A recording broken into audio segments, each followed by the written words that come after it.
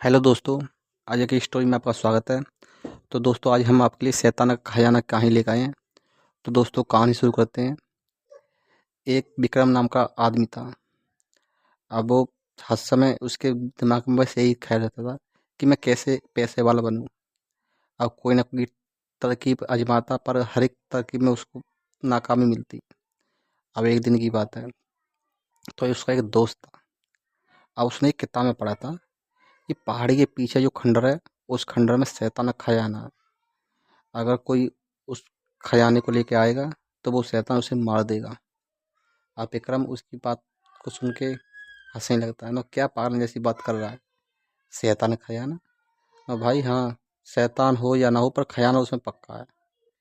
तो विक्रम बोलता है अच्छा। तो विक्रम अपने दोस्त मोहित से बोलता है तू भी मेरे साथ चलेगा।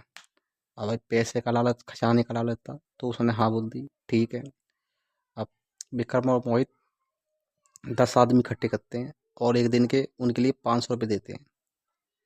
और उनके लिए हथियार, बंदूक, राइफल वगैरह सारा कुछ उनके लिए सेफ्टी के लिए, अपनी सेफ्टी के लिए दे देते हैं और अपने पास भी बंदूक हथियार रख लेते हैं। अब वो गांव से उस पहाड़ी पे जाते हैं। अब पहाड़ी पे पहुंचते पहुंचते उनके लिए रात हो जाती है। तब वो रास्ते में अपना कैंप लगा लेते हैं और आराम से खाना पीना खा पी के सो जाते हैं। तो रात के 12 बजे की बात है, उसके टेंट के पीछे से खुर खुर करने की आवाज़ आती है। अब अचानक मोहित की आँख खुल जाती है। अब वो देखता है उठ के, तो उसे कोई दिखाई नहीं देता है। अब वो टॉयलेट करके सो जाता है। तो सुबह होता है, अब वो सारा सामान अपना इकट्ठा करते हैं और उस पहाड़ी तक निकलने लगते हैं। अब वो उस पहाड़ी पे पहुंच जाते हैं, तय खाने के अंदर। अब वो एक लाइन से तलाशी शुरू कर देते हैं, पर उन्हें कोई ऐसा वो नहीं मिलता कि हाँ, उन्हें हिंट नहीं मिलता कि हाँ खजाना है। तो वो देखते हैं तो उसका एक आदमी चिल्लाता है आवाज़ दे के, तो सर इधर आइए। अब वो मोहित मोहित और विक्रम जाते हैं तो वो क्या देखते हैं कि दरवाज़ा होता है। पुराने टाइप का दरवाज़ा होता है और बहुत हैवी होता है। अब वो उस दरवाजे को फुल कोशिश करके खोलते हैं, पर वो दरवाज़ा खुलता नहीं है। अब गेंती लगा के सारा जुगाड़ कर लेते हैं, पर वो खुलता नहीं है। अब मोहित और विक्रम बोलते हैं यार क्या करें ये जो खुले। तो वो बोलते हैं यार अब ये बस एक ही तरीका है, ये बम से तोड़ना पड़ेगा हमारे लिए।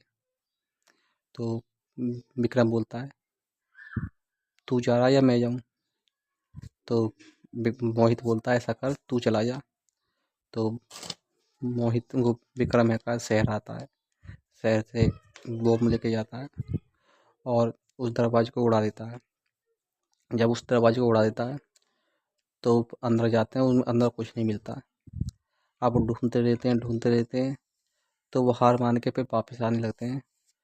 तो मोहित का ठोपर लग के धरती पे गिर पड़ता है। अब वो ठोकर जैसी धरती पे गिरता है तो जो उसको देखता है किसी में ठोकर लगी है। वो क्या देखता है, एक बहुत चमकीली चीज होती है।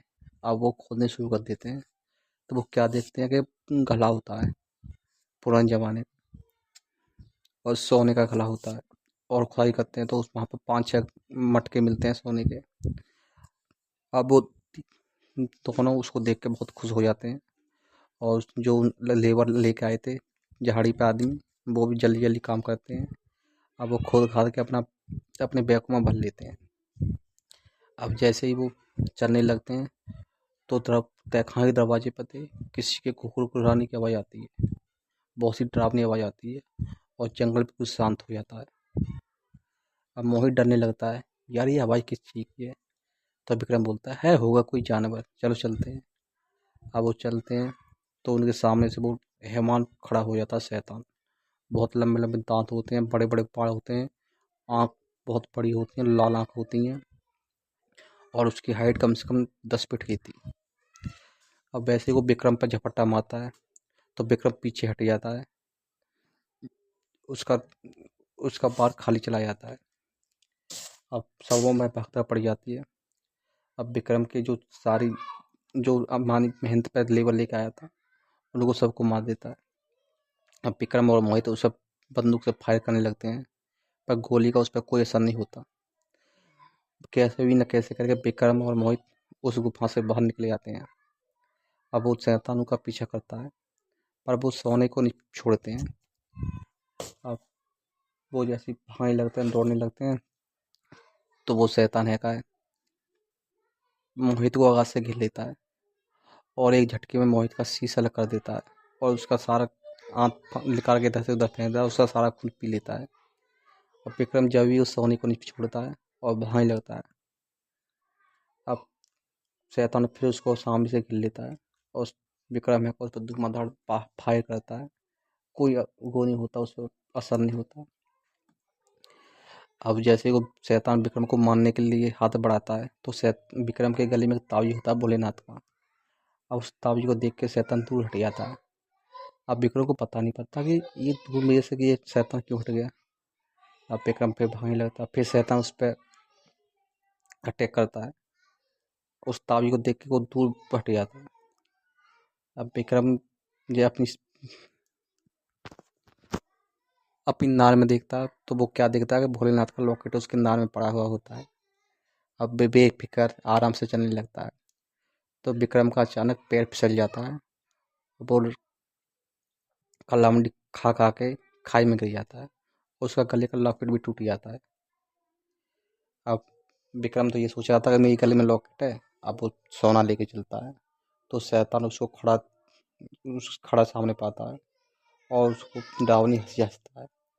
अब विक्रम सोचने लगता है कि ये तो मेरा कुछ बिगाड़ नहीं पाएगा क्योंकि मेरे गले में भोलेनाथ का लॉकेट है। अब शैतान उस पर झपट्टा मारता है तो उसके गले पर बहुत सारे खरोंच आ जाते हैं और उसके खून लगने लगते हैं। अब विक्रम अपनी गली में देखता है तो भोलेनाथ का लॉकेट होता नहीं है। और विक्रम सारा सोना छोड़ के भागने लगता है, चिल्लाने लगता है।